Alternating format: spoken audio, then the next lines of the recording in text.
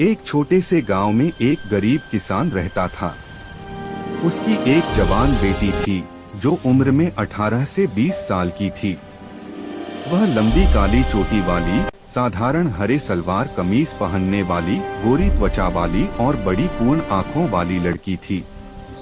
उसका चेहरा मासूम लेकिन बुद्धिमान था। पिता पुत्री एक छोटी सी मिट्टी की झोपड़ी में रहते थे। उनकी जिंदगी गरीबी से भरी थी, लेकिन उनके बीच प्यार और गर्मजोशी की कोई कमी नहीं थी। शाम को वे साथ बैठकर साधारण रोटी और दाल का भोजन करते और बेटी मुस्कुराते हुए पिता को परोसती। एक दिन किसान की हालत इतनी खराब हो गई कि उसके पास खेती करने के लिए जमीन भी नहीं बची। वह थके हुए कदमों से राजा के महल की ओर चला। हरे भरे खेतों के बीच से गुजरते हुए वह महल पहुंचा। राजा दयालु था। किसान ने गिड़गिड़ाते हुए जमीन मांगी। राजा ने उसे राजकीय जमीन का एक टुकड़ा खेती के लिए दे दिया, लेकिन कहा कि जमीन राजा की ही रहेगी। किसान खुशी खुशी लौटा। नई जमीन पर किसान मेहनत से खेती करने लगा। एक दिन जब वह खेत जोत रहा था तो उसकी कुदाली किसी सख्त चीज से टकराई।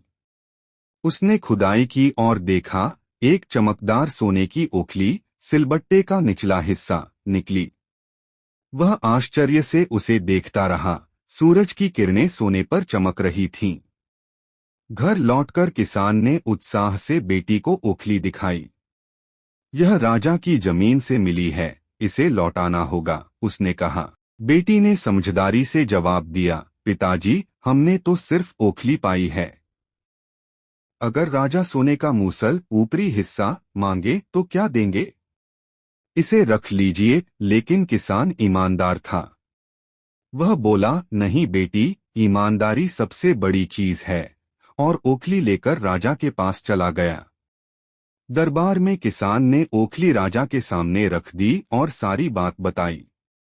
राजा को शक हुआ। उसने पूछा, मूसल कहाँ है?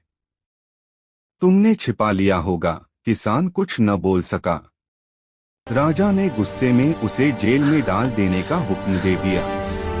अंधेरी कोठरी में किसान उदास बैठा रहा। भूख प्यास से कमजोर होकर वह सोचता, काश मैं बेटी की बात मान लेता। बेटी को जब पता चला तो वह बहादुरी से महल गई।